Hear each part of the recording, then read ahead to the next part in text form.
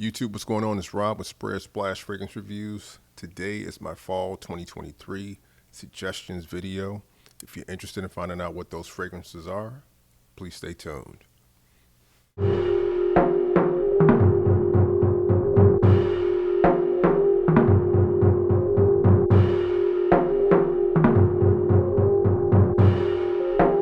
First one is one from the House of Cologne, and this fragrance is almost like an honorable mention. It's not a fragrance that you have to have, but I wanted to put it on your radar. I've seen like two other people speak on this fragrance. The title is extremely hard to pronounce. I'm not going to even try to butcher it. I'll put it on the screen so you can see what it is. What this fragrance basically is ginger and grapefruit with this kind of like burnt wood with like this nutty accord all sandwiched together in the beginning, and it pushes for like the first 30 minutes, but then it comes really close to the skin, and that's where the magic happens with this fragrance. It turns into this like soft, smooth, almost like billowy type of fragrance that sits really close to the skin. And you know, it's not a fragrance that people are going to really catch unless they get close to you. And if you walk past, maybe they'll catch a waft of it, but it's not really this big projecting fragrance. But the dry down is just so good that that nutty, woody accord becomes so like velvety smooth, and it's almost got like a sensual nature to it. So it's hard to really explain and put it in words, but it's one you have to smell. However, it's very situational to me in regard to use. So, you know, it's one you can catch at a very reasonable price, but it's not something that you have to have. But I just wanted to put it out there on your radar. I think it's a cool, close quarters, snuggle type fragrance that you might want to have in your arsenal, strictly for the dry down. All right. Again, from the House of Cologne. I'm not going to pronounce it. I'll put it on the screen. From the House of Orchestra Parfums, this is Cure Cora. This is, in the most simplest terms, mango, leather, and spices. I mean, that's really what it is. I don't want to oversimplify it, but it's no need to overcomplicate it. That's basically what the fragrance is. If you like leather fragrances and the thought of mango and leather sounds interesting, it's one worth checking out. I bought this one online, I want to say from Saks back in March. I can't remember the exact price. I'll put it on the screen, but an interesting leather fragrance for the fall. Okay, again, from the House of Orchestra Parfums, Cure Cora. If you're into masculine fragrances, but with a modern touch, this is one you definitely need to check out. This is from the Maker, and this fragrance is called Stag. This fragrance is really all about the Palo Santo wood and patchouli. It's got a nice citrus opening. It's got some aromatic touches, but that's what this fragrance is about. That Palo Santo wood has a very like chill, calming effect to it. This is an incredible masculine fragrance. I'm surprised I've only heard one person really talk about this fragrance on YouTube. One to definitely get your nose on, and I think a lot of you guys would like it. Again, from the House the Maker, this is Stag. This one is a patchouli dominant fragrance from the House of Zerof in the Join the Club collection. This is Ivory Root. It's basically patchouli, basil, and spices. That's what this fragrance is about. Something about the basil and the spices really balance out the patchouli. So the patchouli is not too earthy. It's not too like sweet or chocolatey. It's just right. It's got enough sweetness. It's got enough of a woody undertone, and the spices are just right to where this fragrance is a great fall option. And if you like patchouli, it's definitely one to get your nose on. Okay, so again, from the House of Zerof, this is Ivory Root. I'm gonna flip it and throw in a couple of throwback fragrances just to keep it interesting. From the House of Tiffany, this is Tiffany for Men Cologne. All right, this is a fragrance that I mentioned in another video that was on my radar back in the day, when it came out. Well, not when it came out, but like when it was on the shelves. When I would go to the department stores that look at fragrances, I remembered the reason why I never picked this fragrance up back in the day and why I kept getting pushed to the next time and to the next time was because it reminded me of Chanel Egoiste. It's got this combo of sandalwood, carnation, and like cinnamon. So it always reminds me of that, but it's a different fragrance. I would, if I had to put a visual on this fragrance is a wool turtleneck sweater that does not make you itch. That's what I think about this fragrance. It's a great cool weather fragrance, and if you ever see it at a reasonable price, this is almost like a unicorn now. If you see the fragrance, it's always extremely high. If you can catch it, 100 to 120 bucks, it's worth a pickup. If it's higher than that, pass. But I just wanted to put this one out there. It's one that I really like from back in the day. Tiffany for Men Cologne. Keeping with the spirit of classic fragrances, this is one of my favorite fragrances of all time from the house of YSL. This is Body Koros. Simply eucalyptus, cherry, and musk. Really smooth. It's done so nice. It does have a 90s feel, but doesn't really come off dated. Even though it's kind of got like a 90s style, it's not dated. I sprayed this, and I know that sounds like a contradiction. I sprayed this a few days back when I was narrowing down the picks for this video, and my daughter smelled it and said, whatever you just sprayed smells amazing. And to me, that is proof positive that this fragrance is a timeless fragrance and will smell good to multiple, ages of people.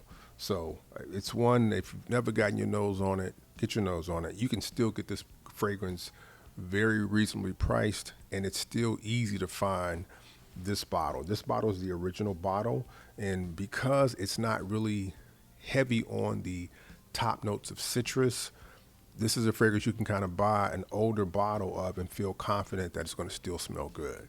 All right, so again, from the house of YSL, Body Koros. Last of the kind of like throwback fragrances is one that's not necessarily a throwback, but it's a fragrance that actually came and went really fast and not a lot of folks paid attention to it. And I think it's because it's from a house that doesn't really get respected currently. And people just, they don't give them the time of day. So they put fragrances out all the time. And every now and then they'll put a really good one out, and because really nobody's paying attention, it'll come and it'll go and then it's just gone. So this is one from the house of Calvin Klein, and this is Reveal.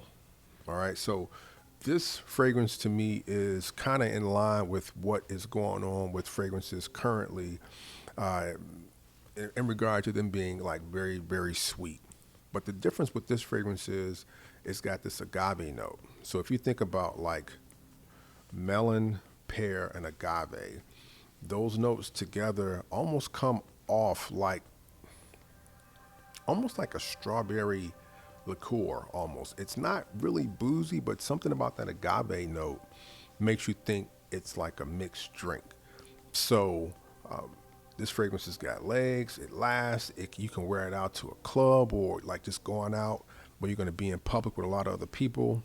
But for an older guy that's going to wear this fragrance, I would say go 3 sprays. That's it. 1 to the chest, 1 to both sides of the back of the neck, and don't do anything more. When you wear a fragrance that's a sweeter, more youthful or playful fragrance, you want to pull back on the sprays to me, and it actually improves its impact.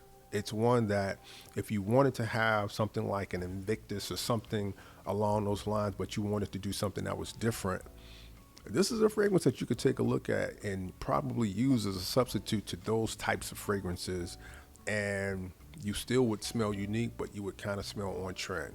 All right. I don't know what the price is of this fragrance currently because I haven't looked for it, but I would assume with it being a Calvin Klein fragrance, you could probably find it for a reasonable price. Don't pay a crazy price for it because it's not worth that, but it's definitely a good fragrance for, I think, what it's made for. And I really think because of the house, it came and went and nobody really paid that much attention to it. So again, from the house of Calvin Klein, Reveal. This fragrance is quite possibly the sexiest tobacco-based fragrance I have in my collection. I'm not saying it's the best, but it's definitely the most attractive tobacco fragrance from the house of Argos, Triumph of Bacchus. This house currently is pretty hot because they've got quite a few new releases that have just dropped, and they're getting a lot of positive attention. I actually picked one up, and I'll do a video on that fragrance in the future. I will say, when it comes to presentation, packing, everything about this house is top notch, honestly.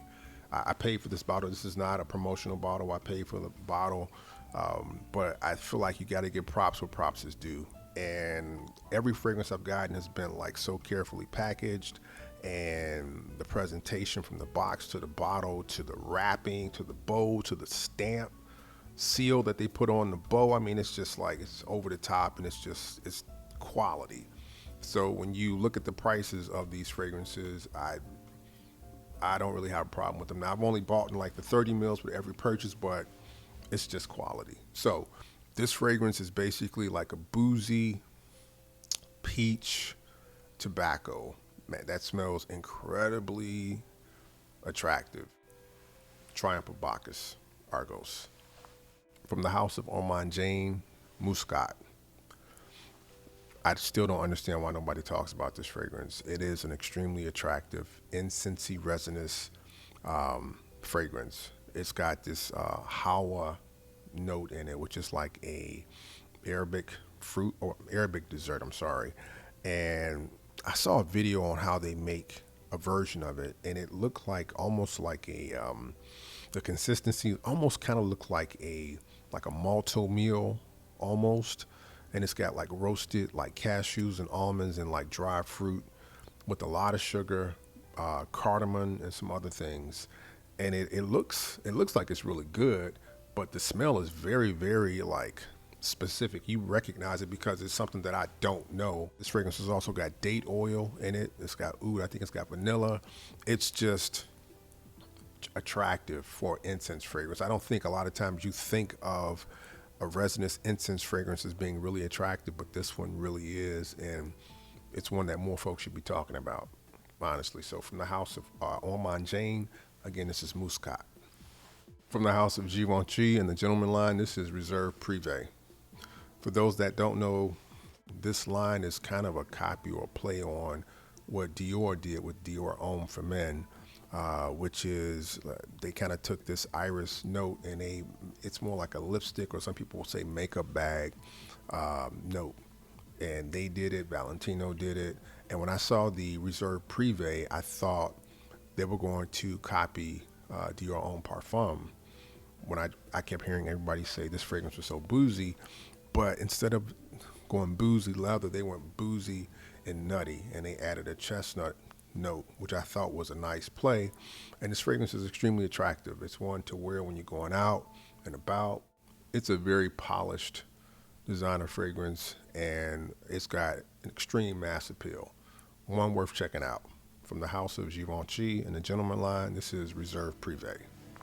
From the house of Elie Saab, Essence number 3, Ombre or Amber.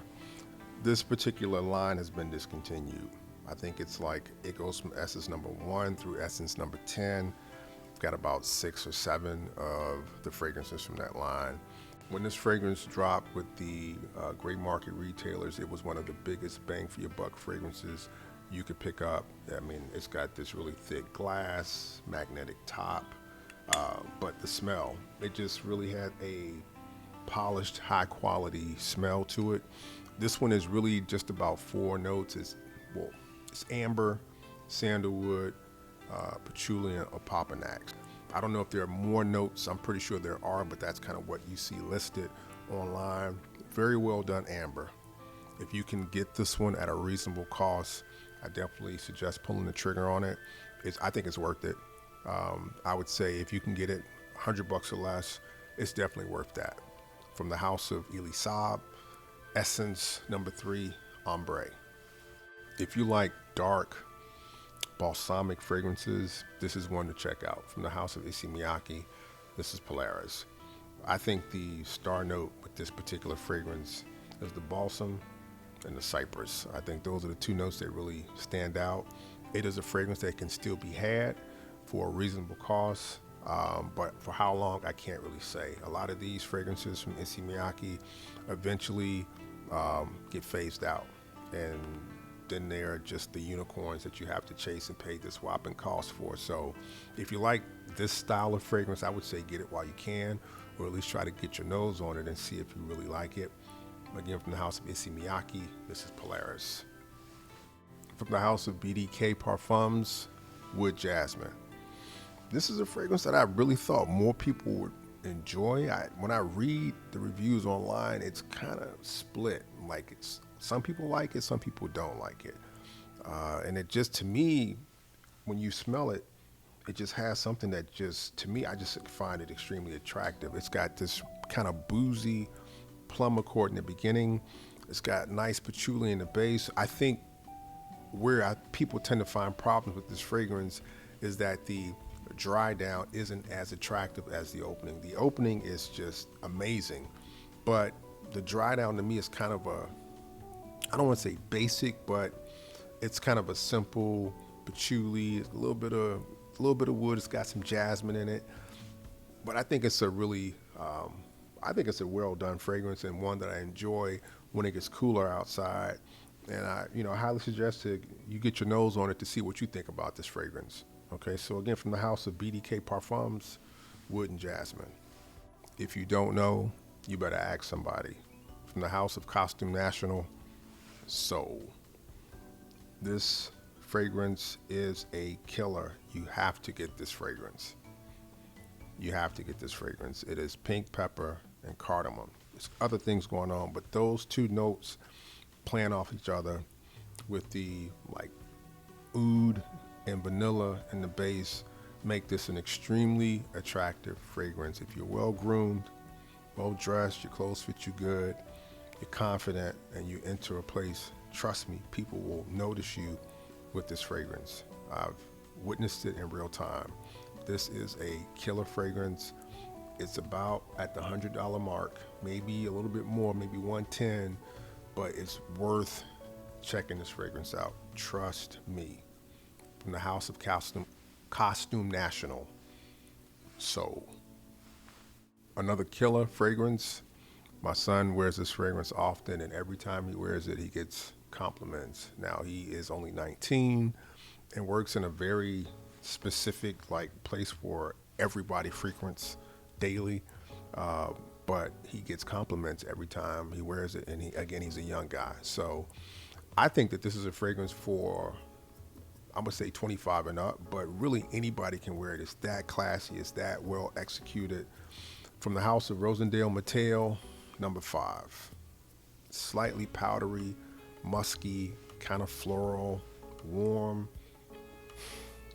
killer fragrance. On the bottle it says floral, amber, sensual musk. This one was getting some hype, and I totally get it. This fragrance is a killer. If you ever get a chance to get your nose on it, I highly suggest you do it. Try to get a sample, get it on your skin, see what you think. It smells amazing in the air. It's a compliment monster. From the house of Rosendale Mateo, number 5. From the house of Gucci, this is Intense Oud. I don't really know what's up with this fragrance. This is a fragrance that I thought was discontinued a little while ago, and then bottles start popping up, and then I grabbed the bottle really quick, and then it seemed like they pulled the fragrance again, and then now it's back. So I don't really know what's going on with the fragrance. It's one you can still find, but it kind of comes and goes in waves. It's a fragrance that is basically like a woody amber with some leather. It's got a lot of legs. This fragrance really pushes. So if you're going to be out and you want people to notice you, this is a fragrance you can rock. It smells amazing.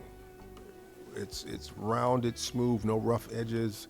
It's got the oud, or they say so, but it doesn't have any type of really animalic qualities outside of the leather being also an accord or a note in this fragrance, but it's just a really smooth, how can I say, suave GQ like fragrance, and one I think a lot of you guys would really like for the fall. So again, from the house of Gucci, this is Gucci Intense Oud. Last but not least, from the house of Olfactive Studio, Flashback, New York. When you read the reviews on this fragrance, a lot of people do not like it. I do not understand. On my skin, this fragrance is buttery, smooth. They make comment about the cumin that's in this fragrance. I don't get it. It just adds like a spicy, you know, element to it, but that's it. But with the papyrus and the saffron and the leather, it's magic on my skin. It smells amazing. It's like a buttery, soft leather, but I mean that's just the feel of it. But it's just this like velvety, smooth, almost creamy like fragrance on my skin. I mean, so it maybe my skin just works magic with this particular fragrance, but I thoroughly enjoy this one from the house of Olfactive Studios, Flashback, New York. Those are all of the fragrances I have to suggest. I hope the video found you well. Until next time, talk to you. Peace.